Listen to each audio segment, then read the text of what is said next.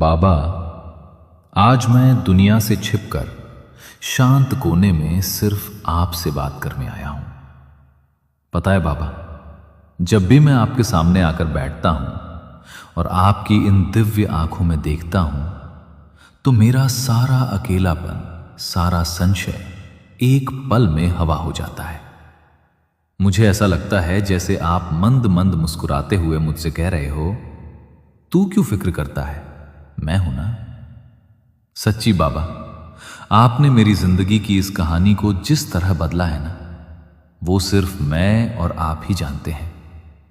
लोग कहते हैं कि हाथों की लकीरें नहीं बदलती, पर मैंने खुद देखा है कि जब मैंने अपना सब कुछ आपके चरणों में सौंप दिया, तो आपने खेल ही पलट दिया।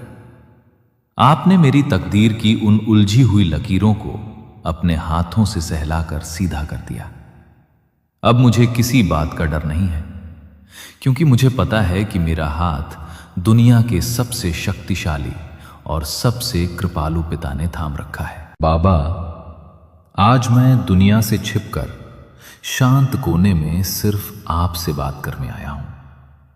पता है बाबा, जब भी मैं आपके सामने आकर बैठता हूं और आपकी इन दिव्य आंखों में देखता हूं, तो मेरा सारा अकेलापन, सारा संशय एक पल में हवा हो जाता है। मुझे ऐसा लगता है जैसे आप मंद मंद मुस्कुराते हुए मुझसे कह रहे हो, तू क्यों फिक्र करता है, मैं हूं ना। सच्ची बाबा, आपने मेरी जिंदगी की इस कहानी को जिस तरह बदला है ना, वो सिर्फ मैं और आप ही जानते हैं। लोग कहते हैं कि हाथों की लकीरें नहीं बदलती, पर मैंने खुद देखा है कि जब मैंने अपना सब कुछ आपके चरणों में सौंप दिया, तो आपने खेल ही पलट दिया। आपने मेरी तकदीर की उन उलझी हुई लकीरों को अपने हाथों से सहलाकर सीधा कर दिया। अब मुझे किसी बात का डर नहीं है, क्योंकि मुझे पता है कि मेरा हाथ दुनिया के सबसे शक्तिशाली और सबसे कृपालु पिता ने थाम रखा है।